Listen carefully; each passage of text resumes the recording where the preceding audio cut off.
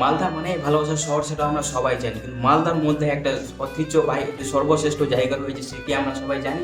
সেটা হলো বৃন্দাবন নামে পরিচিত। সেটা সবাই মানে জানে না, আর আমি আজকে এই ভিডিওর মাধ্যমে জানাবো যে মালদা শহরে রয়েছে আমাদের বৃন্দাবন, যেটা হলো রামকেল নামে পরিচিত। সেই রামকেলের বিষয়ে কিছু আমি ভিডিও বানাবো, মানে অনেক কিছু মানে বলার আছে ভিডিওর মাধ্যমে। তোমরা সবাই থাকো আমার সাথে আর দেখো। তো ভিডিওটা শুরু করে যাও, বেশি দেরি না। আমাদের ইংরেজ বাজার থানার অন্তর্গত একটি সর্বশ্রেষ্ঠ জায়গা হলো রামকেল। সে রামকেলের মানে পরিচিত জায়গা, সে একটি ভালো জায়গা, তীর্থ জায়গা। তো শোনা যায় নাকি সেটা রামকেল জায়গাটার নাম কোথা থেকে আসে সেটা আমরা জানবো প্রথমে। তো চলো শুরু করা যাক, সেটা জানি নামটা কোথা থেকে আসে। আমাদের রাম ভগবান শ্বশুরবাড়ি মথুরা যাওয়ার জন্য আমাদের মালদা শহরে কিছু সময় কাটিয়েছিল। তো আমাদের মালদা শহরে একটি বিখ্যাত মানে সুস্বাদু আমের সাথে খেলা করতে লাগলো, বা আমের সাথে কলেরকৃতি করতে লাগলো, তাই বলে নাকি ওইটার জায়গার নাম রামকেলি বলা যায়। সালটা 1512। তখন শ্রী চৈতন্যদেব মানে নদিয়া থেকে পায়ে হেঁটে আগমন করেছিলেন আমাদের মালদা শহরে। তাকে যেতে হতো মানে মথুরায়, বৃন্দাবনে। তো বৈষ্ণব মানে প্রচার ছড়ানোর জন্য আমাদের মালদা শহরে এসেছিল।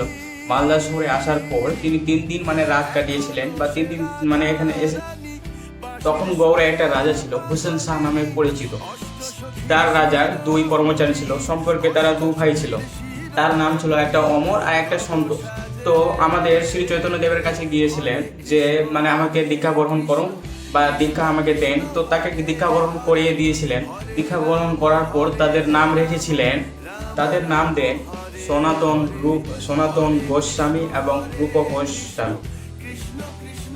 যখন রাজা হোসেন জানতে পারে যে তার 2 কর্মচারী এরকম করেছে বা দীক্ষা গ্রহণ করে নিয়েছে, তারা তো আর রাজ্যতে থাকবে না, তারা তো চলে যাবে। তখন রাজপ্রাসাদে তাদেরকে ডাকা হলো। তো ডাকা হওয়ার পর তাদেরকে বলছে যে তোরা কি সত্যি সত্যি আমার রাজ্যতে থাকতে চাস না? তো বলছে যে কে না, আমরা বৃন্দাবনে যেতে চাই। কিন্তু বৃন্দাবনে এমন কি আছে যে আমার রাজ্যের মধ্যে নেই? এরকম রাজপ্রাসাদ ছেড়ে তোরা কোথায় যাচ্ছিস? আর তোরা চলে গেলে তো আমার কোনো কিছু হবে, মানে আমার রাজ্য চলবে কিভাবে? তো বলছে যে বৃন্দাবনে যা আছে আমি সে এখানে নিয়ে আসবো। তো বৃন্দাবন থেকে একটা মানে সনাতনী ছিল ওখানে 2-3 জন। তো সনাতনীকে বললো যে ওখানে যাও, ওখানে বৃন্দাবন থেকে কিছু নিয়ে আসো। তো ওখান থেকে আমাদের শ্রী কৃষ্ণ ভগবানের মানে মূর্তি এনেছে, ঠাকুরের গোপালের সব কিছু, তারপরে পিণ্ড দান করার, তারপরে কুণ্ড মহাকুণ্ড সব কিছু এনেছে আমাদের মানে রামকেলের মধ্যে।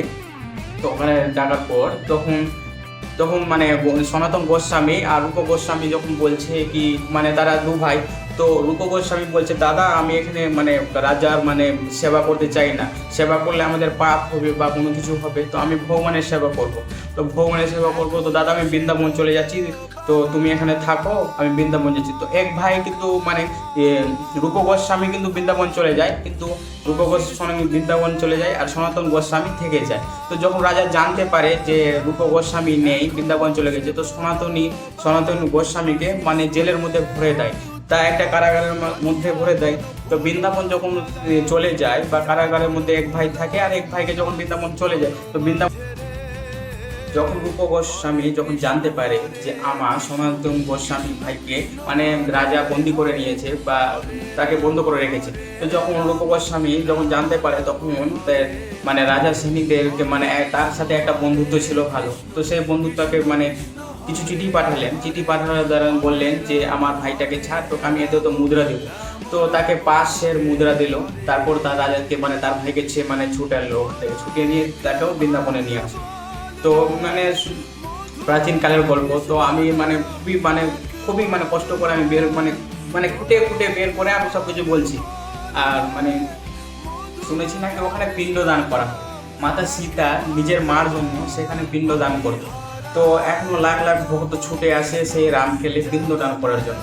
বিহার থেকে, মহারাষ্ট্র থেকে, ঝাড়খণ্ড থেকে, উত্তরাখণ্ড থেকে অনেক মানে মাগুলো আসে, ভিড় জমায় সেই মেলার মধ্যে বা পিণ্ড দান করে। সেখানে মহিলা গেলেই পিণ্ড দান করতে পারে। তো মানে মেলাটা এত বড়, মানে কিছুদিন আগে করোনার জন্য মানে 3-4 বছর থেকে বন্ধ করা হয়েছিল, বা এখন সব কিছু এখন ঠিক রয়েছে। আর এখন মানে থাকার ব্যবস্থা ওইসব সব কিছু ভালো রয়েছে মালদা রামকেলের মধ্যে।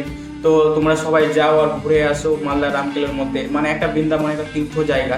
সেখানে কিন্তু একটা বৃন্দাবন হতো। তো বৃন্দাবন মানে হতো মানে অটোমেটিকই মানে ওখানে বাড়ি হয়েছিল, বা একটা ভোরের সময় একটা মোরগ ডাক দিয়ে দিয়েছিল কি নাকি। আর সেখানে কিন্তু আর কোনো কিছু হয়নি, এরকম কিছু মানে শুনেছি আমি, বা এরকম কোথাও লেখা রয়েছে। তো ওখানে একটা কথা, সেখানে বউ পাওয়া যেত আগে, আগে শুনেছি ওখানে বিয়ে হতো, সবার বউ পাওয়া যেত।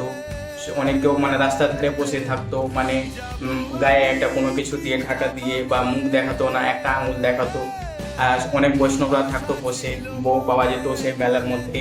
এখন পাওয়া যায় কিনা সেটা আমি জানি না, আর এখনো পাওয়া যায় বা খোঁজ করলে পাওয়া যাবে। কিন্তু মেলাটা খুবই ভালো। আর একটা মানে আমাদের মালদা শহরের মধ্যে একটা ভালো একটা জায়গা, আর এরকম মানে সব কিছু মানে ভালো রয়েছে। আমাদের মালদা তো মালদা মানে আমের জন্য বিখ্যাত, সব কিছু মালদা শহর মানে ভালোবাসার শহর, আমরা সবাই জানি। নমস্কার, আমি এজেরু। আমার ভিডিও কেমন লাগলো একটু কমেন্ট করে জানাবে, আর যদি ভালো লাগে তো শেয়ার করে দিবে। আর এরকম